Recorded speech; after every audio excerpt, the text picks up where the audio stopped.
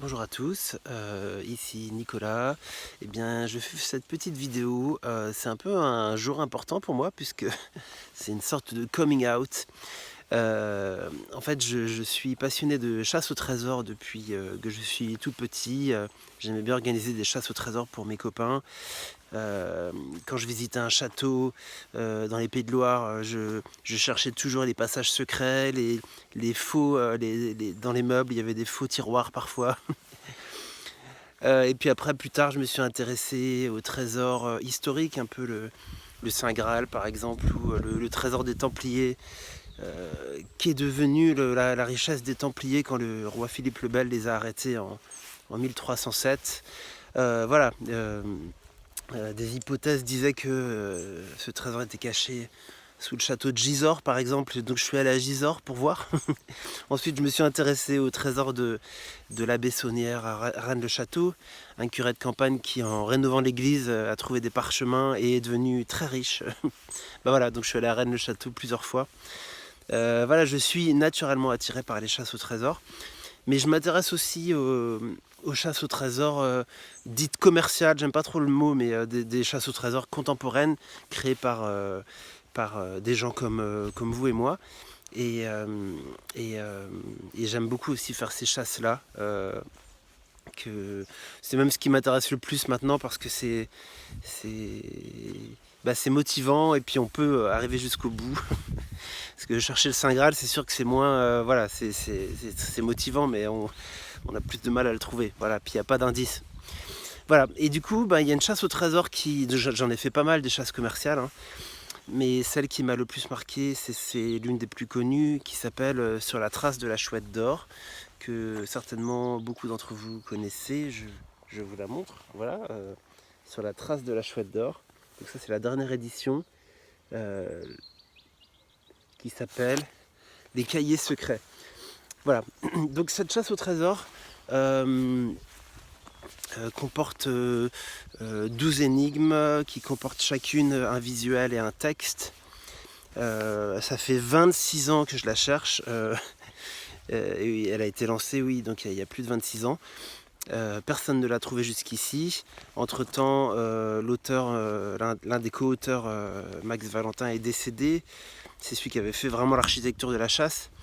Et du coup, voilà, donc on patine un peu, personne ne l'a trouvé. Et en fait, il n'y a pas deux personnes qui ont la même hypothèse, donc c'est sûr que c'est un peu compliqué. Euh, ce livre, c'est quand même une grosse révélation. Pourquoi? Parce que euh, Michel Becker, qui est donc la personne qui a fait les visuels, les tableaux, eh bien Michel Becker a révélé récemment le cahier des charges de ce que lui avait demandé de dessiner Max Valentin. Donc l'auteur de la chasse, celui qui a fait les énigmes, a demandé au peintre de dire tiens, tu me fais un tableau, et dans ce tableau il faut qu'il y ait un crayon qui fait un angle de 45 degrés et qui ouvre la mer en deux. Bah, voilà, et en fait le cahier des charges est très léger, il y a assez peu d'informations qui ont été demandées par l'auteur. Et du coup, le peintre a fait des tableaux magnifiques, mais avec énormément de détails qui finalement sont ce qu'on appelle du décorum. C'est-à-dire il y a plein de détails qui n'ont rien à voir avec la chasse. Et pour autant, 98% des chercheurs, dont moi certainement, se sont perdus dans des détails qu'ils voyaient dans les tableaux et qui pourtant n'avaient rien à voir avec la chasse. Et du coup, la révélation du cahier des charges, c'est vraiment une information majeure. On va pouvoir éliminer énormément d'hypothèses et de théories fumeuses qu'on appelle capillotractées, hein, tirées par les cheveux. Voilà, on va pouvoir faire du tri grâce à ça. Par exemple, une des premières énigmes envoyait un coq qui révélait la position de Bourges. Et dans ce coq, c'est vrai que moi j'étais le premier à voir énormément de choses. Je voyais un couteau, je voyais la faucheuse, la mort avec sa faux. Je voyais un aigle.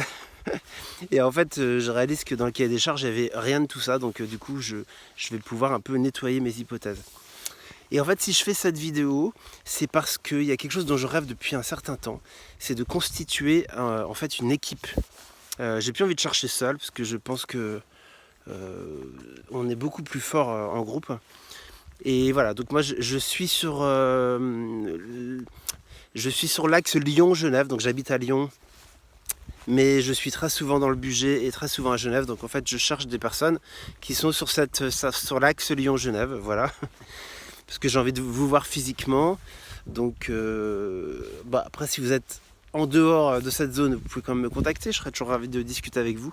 Mais en tout cas, j'aimerais bien créer un club de chercheurs de trésors qui se réunirait peut-être une fois par mois dans un café à Lyon ou dans le Bugey, au Bugey, où je suis assez souvent autour de Yona aussi.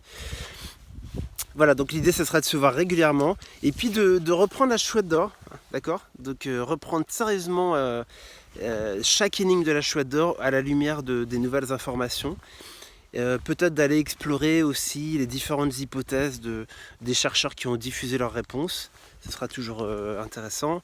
Et puis les chercheurs qui seront présents dans ce café, on pourra partager nos hypothèses, et puis de voir un peu, de faire du tri ensemble et d'essayer de garder vraiment ce qui semble le plus probable. Et d'essayer avec un esprit neuf, de retourner faire cette chasse au trésor 25 ans plus tard et d'essayer d'aller jusqu'au bout en fait, de voir où est-ce qu'elle se trouve cachée cette chouette en or. Enfin, c'est une copie en bronze qui est enterrée. Voilà. Donc voilà, c'était ça le message. Vous pourrez trouver toutes les infos dans la description de cette vidéo, notamment mon mail pour me contacter. Et j'ai créé un groupe sur Meetup. Si vous êtes sur Lyon ou Genève ou entre les deux, vous pouvez vous y inscrire. Et puis voilà. Et sachez que il y a une autre chasse au trésor qui va démarrer en mai 2021 qui s'appelle l'or de Sipan. Et j'ai hâte de la faire aussi. Donc une fois que cette équipe Chouette d'Or se sera constituée et aura bossé jusqu'au mois d'avril 2021, et dès le mois de mai, on pourra switcher pour une fois qu'on sera chaud, qu'on se connaîtra bien, qu'on sera au taquet, on va pouvoir chercher l'or de Sipan tous ensemble à partir du jour 1 de la diffusion des énigmes. J'ai déjà commandé le livre, donc voilà, on pourra commencer dès le départ avec une super équipe et avoir des chances de faire partie des équipes en tête. Hein, c'est le but. Voilà, écoutez, je ne vais pas faire plus long. Je vous remercie pour votre attention. Je serai ravi de discuter avec vous si ce message vous parle.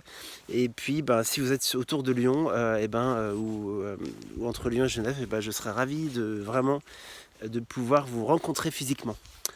Allez, merci à tous, bonne journée et à très vite.